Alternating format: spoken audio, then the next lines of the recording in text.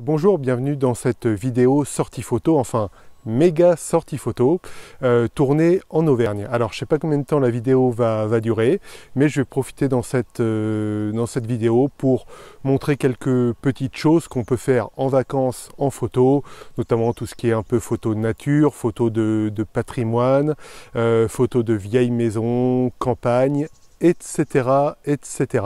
Le château que vous voyez sur le plan de coupe, là, qui se situe grosso modo entre Aurillac et Mauriac, alors c'est un petit château qui paye pas de mine, hein, mais il est difficile à prendre en photo.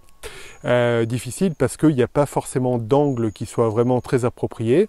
Et une chose à laquelle vous pouvez penser pour vos sorties photo en vacances, quand vous voyez un beau, comme ça, une belle bâtisse, une belle baraque que vous voulez prendre en photo, c'est le cadre dans le cadre. Alors ça, on aura sans doute l'occasion d'en reparler dans la chaîne, mais le cadre dans le cadre, ça consiste, comme vous voyez là sur la photo, à faire en sorte que l'objet, à savoir ici le château, soit inclus avec un cadre naturel ici formé par troncs d'arbres et branches.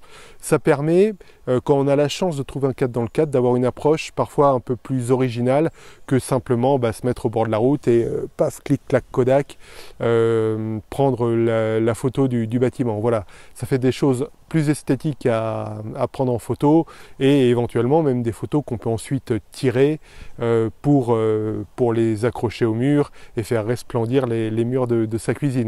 Les murs de sa cuisine, les murs de son salon, de son dressing ou enfin ce que vous voulez.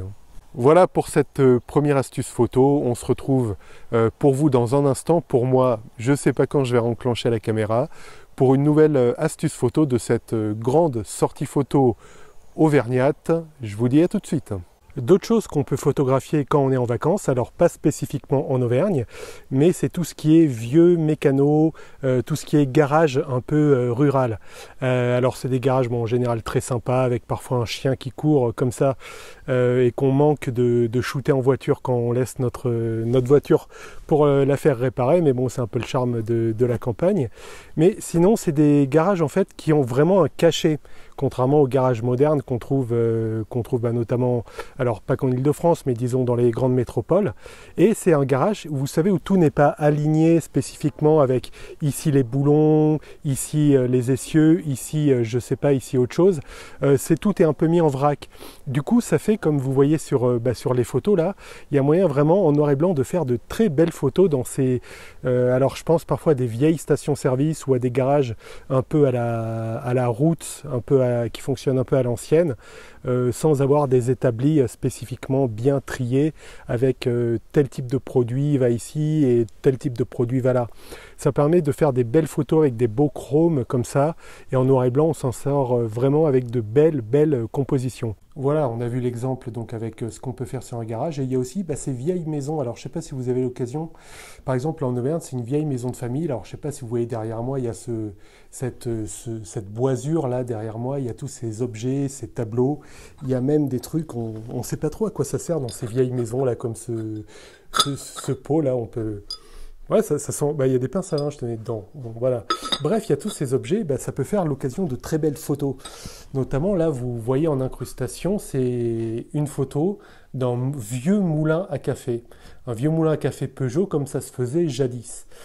C'est l'occasion. Alors, pensez-y. C'est vrai qu'on les connaît par cœur, hein, nos maisons de vacances. On n'y fait même plus gaffe. Mais voilà, pensez à bien regarder les bibelots, là, comme vous voyez derrière moi. Les vieux trucs en bois là pour faire des belles photos. Et là ce que vous avez vu à l'incrustation, c'est une photo justement d'un vieux moulin à café Peugeot. Voilà, donc une autre manière un peu d'optimiser d'une manière photographique vos vacances, c'est de bien regarder autour de vous.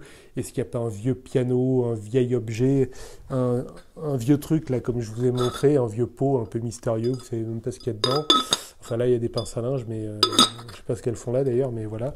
Donc voilà, bref, utilisez votre environnement et pourquoi pas la vieille maison de famille que vous ne regardiez plus et que maintenant vous regardiez d'un œil neuf. Vraiment, faites bien le tour de la maison, et parfois on trouve des trucs complètement improbables.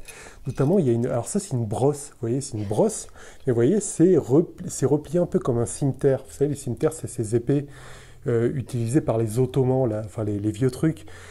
C'est improbable, ça, on ne sait pas à quoi ça sert. Donc ça, vous pouvez vraiment faire des photos ou même vous marrer vraiment à regarder tous les objets. Il y a un autre truc, alors j'ai un peu l'impression de faire mon téléachat, mais enfin, c'est pas à vendre, hein. Regardez, voilà, une vieille clé à molette. Ça aussi, on ne sait pas à quoi ça ressemble. Alors c'est tout rouillé et tout vieux, quoi. Mais voilà, ça aussi, ça peut faire vraiment des sujets vraiment des sujets de photos de proximité, comme on avait déjà parlé sur la chaîne et sur le site Vexin Photographie. Donc voilà, vous voyez là, j'ai fait un peu mon shopping, ma vieille brosse pliée, mon vieux truc rouillé là. Voilà, à vous, chez vous, dans votre maison de famille, un peu d'aller fouiller les vieux greniers, allez près des cantous, là où on fait le feu. Bref, vous trouverez, je suis sûr, des objets improbables qui vous permettront de faire vos propres photos. Un tout petit intermède qui n'a rien à voir.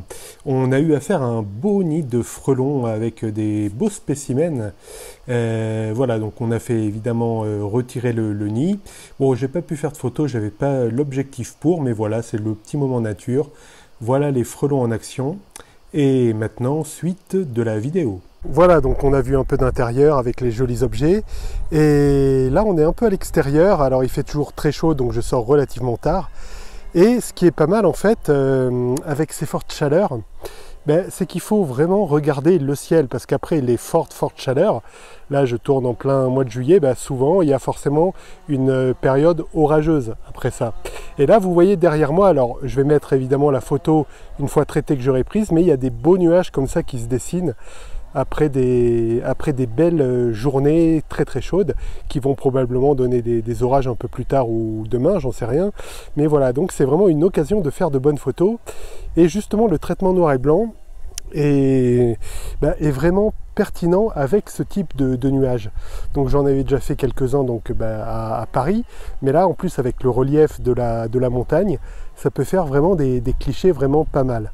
Alors je sais pas quelle qualité il y aura au niveau sonore, parce que là il y a un vent qui s'est levé. Alors c'est heureux pour moi parce que ça refroidit un peu, mais pour vous c'est peut-être relativement intolérable au niveau du son. En tout cas voilà, vraiment pensez lors de vos sorties photos à lever les yeux au ciel, à regarder le ciel et à profiter des beaux nuages. Et évidemment à les traiter en conséquence avec un traitement noir et blanc adapté. Voilà. Pour ce qui est du traitement, on en parle longuement dans le blog Vexin Photographie. Maintenant, on va voir un point, alors qui concerne peut-être pas tout le monde, mais c'est la difficulté à avoir un horizon bien droit. C'est surtout le cas en fait quand on fait des photos en montagne, comme c'est le cas ici. Et vous voyez là sur le plan de coupe que c'est assez difficile parce qu'il y a la montagne au loin, il y a une pente au niveau de la vallée, il y a la clôture qui n'est pas droite. En bref, on peut se demander finalement comment obtenir une vraie photo droite. C'est vrai qu'à titre personnel, j'ai tendance, quand je prends des photos, à légèrement pencher vers la gauche. Alors ça c'est une chose qu'il faut effectivement essayer de modifier dès la prise de vue et y faire attention. Après, je mets tout le monde tranquille, c'est quelque chose qui se modifie très bien en post-production. On en parle notamment beaucoup sur le blog Vexin Photographie. On peut très bien redresser un horizon sur Luminar, sur Lightroom ou n'importe quel logiciel de photo. Une idée maîtresse, c'est que, et là c'est un peu paradoxal, c'est que l'horizon droit en fait s'obtient en veillant au vertical. Pourquoi? Parce que l'horizon en fait on n'est jamais sûr de la manière dont il est vraiment droit ou pas. L'exception étant au bord de mer où effectivement quand on fait une photo de bord de mer avec la mer en horizon, là on est sûr d'avoir un horizon complètement plat. Mais voilà, il vous a pas échappé que je fais cette vidéo en Auvergne, du coup il n'y a pas la mer pour certifier d'un horizon droit. Du coup, on se raccroche à d'autres choses, alors que ce soit à la prise de vue ou après en post-production, pour être sûr d'avoir un horizon droit, et c'est plutôt les lignes verticales. Alors ça peut être plusieurs choses, ça peut être si notamment il y a une maison ou quelque chose qui est dans le champ, c'est l'arête verticale d'une maison. Là, on est sûr que c'est quelque chose qui est censé être droit, donc on s'assure que cette arête verticale soit vraiment pile poil verticale, hop, et comme ça on est sûr d'avoir une photo droite et un horizon droit. Alors effectivement, l'horizon n'apparaîtra peut-être pas droit à la photo, mais en tout cas la perspective sera bonne pour l'œil.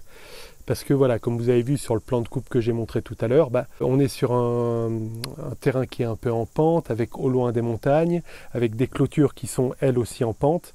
Bref, on ne peut pas dire comme ça visuellement de manière affirmative et très rapide, la photo est droite ou pas. Donc on ne peut pas se raccrocher à un point d'horizon droit, vu que la montagne fait la montagne et la vallée est elle-même en pente. Du coup, il faut se raccrocher à des choses non pas horizontales, mais verticales. Voilà, donc pensez-y, en gros, si vous avez des soucis d'horizontalité sur vos photos, veillez plus au vertical qu'à l'horizontal, à moins d'être au bord de la mer, mais sinon, travaillez vraiment vos verticales, trouvez éventuellement une vieille maison qui est ça suffira très bien, ou un vieux piquet vaguement droit, vous savez, les piquets de clôture, ça suffira bien pour une bonne première approximation à la prise de vue qui est censée être droit. Calez-vous dessus, faites en sorte que ce piquet ou cette arête de maison soit parfaitement vertical, et comme ça votre horizon sera plus ou moins droit. Voilà. Après, il sera toujours temps d'ajuster à la prise de vue, et moi-même, je fais attention à tout ce genre de détails, de piquet droit ou d'arête de maison pour trouver un horizon qui me convient, mais il m'arrive fréquemment, plus d'une fois sur deux, de retoucher ensuite à la prise de vue et au post-traitement.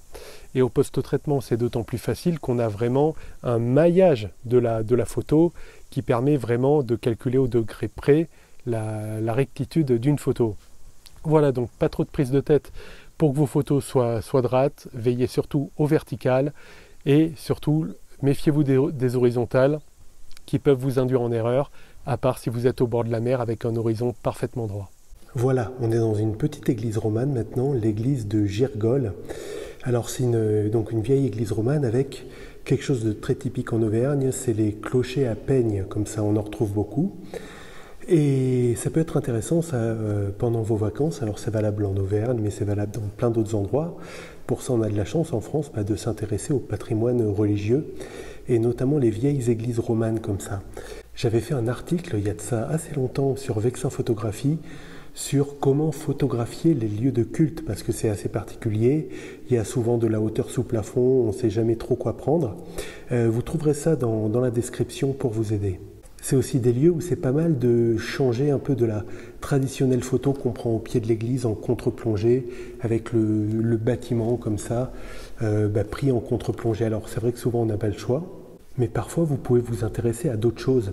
Je pense notamment à des compositions, comme vous voyez là notamment, de cadre dans le cadre. C'est-à-dire vous reculez un peu du bâtiment, ne pas rester au pied du bâtiment à prendre une photo de touriste en contre-plongée, mais vous reculez et voir si vous ne pouvez pas encadrer le bâtiment par autre chose. Alors ça peut être des arbres, ça peut être le bâtiment au bout d'une ruelle. Là c'est vrai que l'église de Girgol est dans le village, donc il n'y a pas vraiment de ruelle.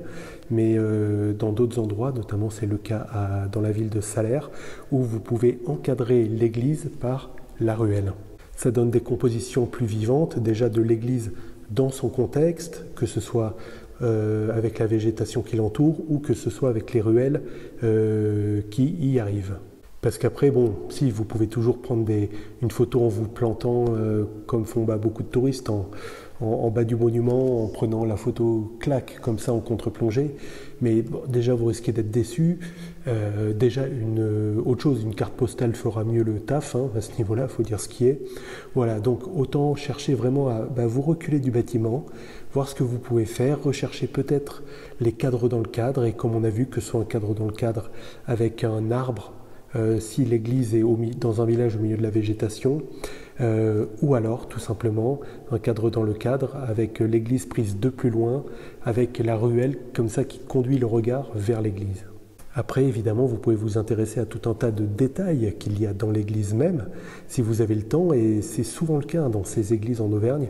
Là, par exemple, je tourne depuis quelques minutes, personne n'est encore rentré dans l'église, donc vous pouvez vraiment prendre le temps de faire le tour de l'église, regarder ce qu'il y a en détail, faire de la photo de détail, je ne sais pas moi, d'un bénitier, d'une statue, d'un tableau qui a retenu votre attention. Enfin bref, vraiment, prenez votre temps avec toutes ces vieilles églises et magnifiques églises romanes.